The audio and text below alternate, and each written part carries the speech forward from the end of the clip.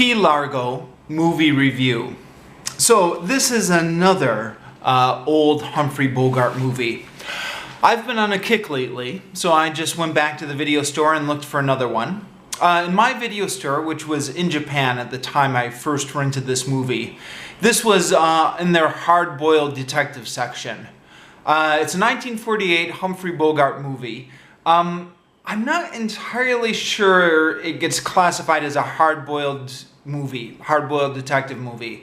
There are gangsters in here, but it's more of like a hostage drama than like a detective story. But I don't know. I mean, I don't really know what the technical definition is. So let me know. What is this movie? Hard-boiled detective, film noir, just old movie generally? It's starring Humphrey Bogart and Lauren Bacall. Lauren Bacall actually co-starred against Humphrey Bogart in The Big Sleep, which I previously reviewed, and here she is co-starring against him again.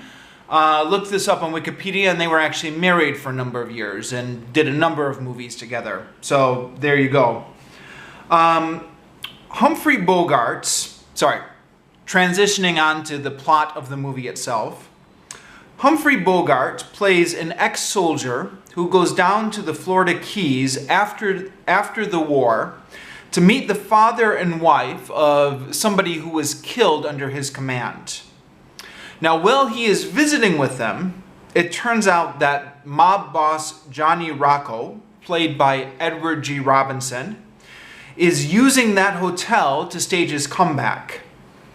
Everyone in the hotel is taken hostage, and then the typhoon comes.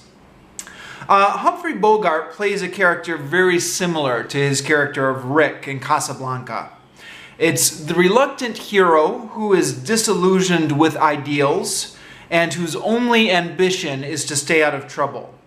But like in Casablanca, events eventually force a crisis in which he is forced to act.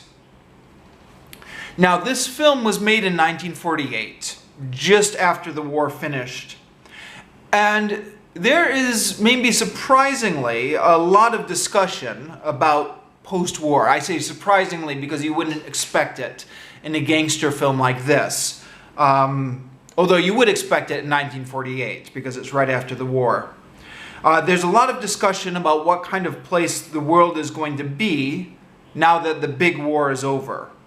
Whether mobsters and lowlifes like Johnny Rocco are going to be able to flourish in this post-war world, or whether evil was wiped out with the fall of Hitler and a new era is about to begin.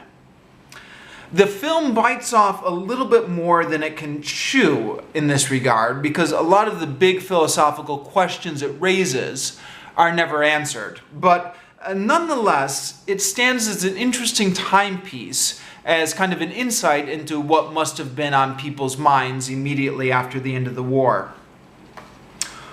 All in all, the film is watchable, but not outstanding. Doesn't hold up to some of the other Humphrey Bogart movies I've been watching.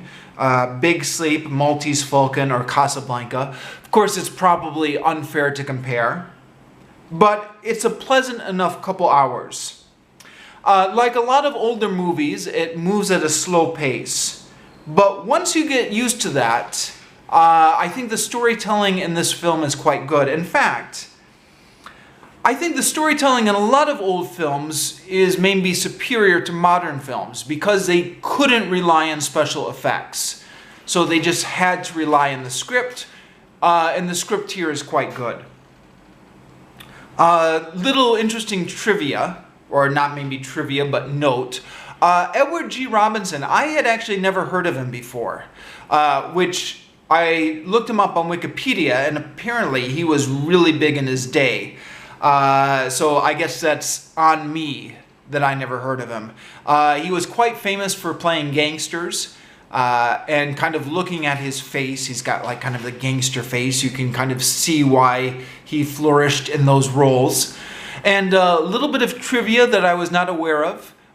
Chief Wiggum from The Simpsons is modeled on Edward G. Robinson. So yeah, who knew, huh? Okay, that's all I've got for this one.